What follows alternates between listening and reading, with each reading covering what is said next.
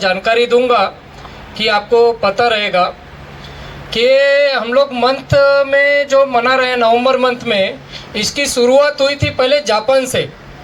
तो जब world war 2 में काफ़ी देशों में आर्थिक स्थिति काफ़ी तंगी थी, तो उस समय जो जापान में जो प्रोडक्शन होता था तो उनका जो प्रोडक्शन मार्केट में आता था उतना सेल नहीं हो पाता था।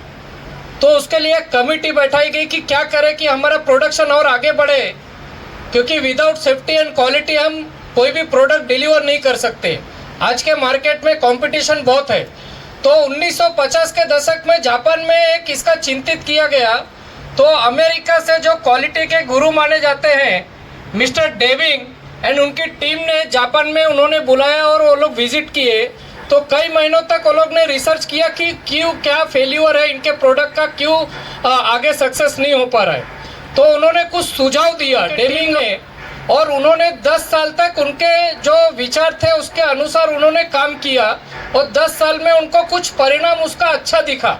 तो उसके बाद उन्होंने 1960 में पहला क्वालिटी डे सेलिब्रेशन जापान में हुआ है।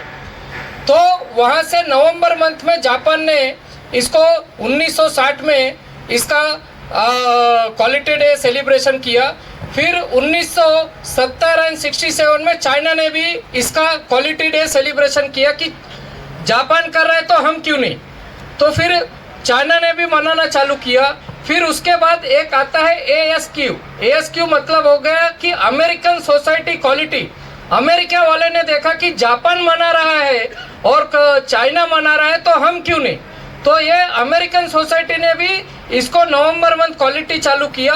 फिर उसके बाद ये चालू हुआ 1984 में, जो अमेरिकन सोसाइटी ने चालू किया 1984 में चालू किया। उसके बाद CQI आया।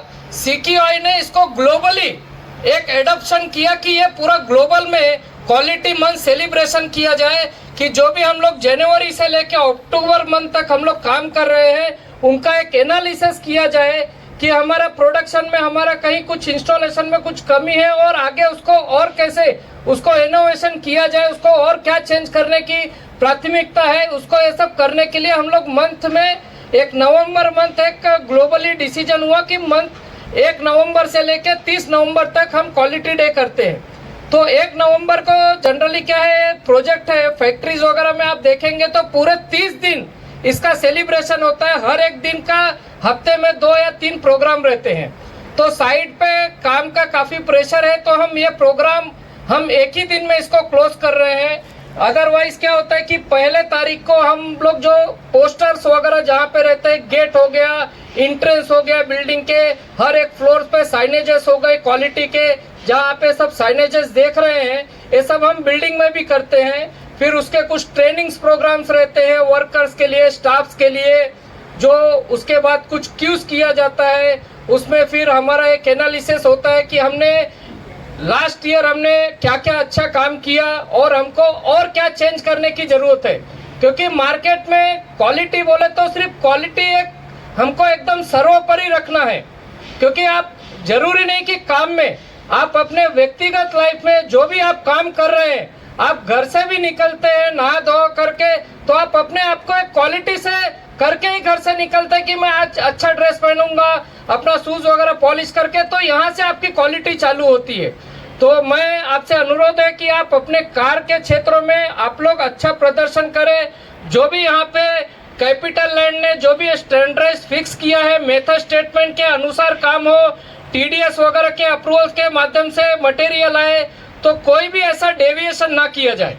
हाल ही के एक प्रोजेक्ट में मैं आपको एक लेसन लर्न दिखाता हूँ कि हमारा एक HVAC लाइन था। HVAC लाइन के कितने लोग हैं यहाँ पे? हाथ खड़ा कर देना। 4-5 लोग ही है। अच्छा, वो HVAC में एक नोएडा में एक घटना हुआ, एक लेसन लर्न है, तो मैं भी सोचा यहाँ पे शेयर कर दूँ ताकि यहाँ पे वो चीज़ नहीं हो। वहाँ पे क्या किया गया कि गैसकेट लोकल मेक का यूज़ किया गया। ऑलरेडी स्पेसिफिकेशन में गैसकेट मेंशन है, अप्रूव्ड मेक्स है 4, लेकिन उन्होंने उसको डेविएट किया गया। उन्होंने बोला 4 mm का लोकल गैसकेट चलेगा और लगा दिए। बाद में वो क्या हुआ कि एक 9 से 10 kg के प्रेशर में प्रोजेक्ट हैंड ओवर देने के बाद वो डेटा सेंटर में वो ब्लास्ट हो मतलब फट गया गैसकेट। उसके वजह से काफ़ी एस्केलेशन हुआ। बाद में पता चला गया, उसका सब रूट कॉज एनालिसिस किया गया, तो बाद में पता चला उसका कि वो जो गैसकेट है, जो उसका पैरामीटर्स है, वो अप टू मार्क नहीं आया और इसके लिए फेल हो गया। इसके वजह से ये सब चीज़ें हमको दिक्कतें आई। तो मेरा ये कहना है कि जो भी आप काम कर रहे हो, चाहे वर्कर हो, स्टाफ को जैसे हम लोग किसी को भी पूछे कि हमारी रोल एंड रेस्पॉन्सिबिलिटी क्या है, तो मेनली हमारा रोल एंड रेस्पॉन्सिबिलिटी रहता है कि सुपरविज़न, जो भी हमको कंपनी हमको जो पगार दे रही है, हमको सुपरविज़न के लिए जो हमारा काम हो रहा है वो सही तरीके से हो रहा है नहीं हो रहा है, मेथड स्टेटमेंट के हिसाब से हो रहा है नहीं हो रहा है, मटेरियल अप्रूवल प्रॉपर से लिया गया है नहीं लिया गया है। एंड दूसरा है डॉक्यूमेंटेशन। जो भी हम काम कर रहे हैं उसका डॉक्यूमेंटेशन होना बहुत ज़रूरी है ताकि वो रिकॉर्ड में रहे और उसको हम हैंडिंग ओवर में प्रॉपर से कर सके। तो ये क्वालिटी मंथ जो सेलिब्रेशन है, मेन ये है हमारा अवेयरनेस करने के लिए। हम क्वालिटी डे क्यों मनाते हैं, हम लोगों को इसमें जोड़ रहे हैं। हमारे इंडिया में सबसे पहला क्वालिटी डे सन 2009 में टाटा कंपनी ने किया था। उसके बाद से धीरे धीरे हमारे इंडिया में एक quality motivational program, quality month programme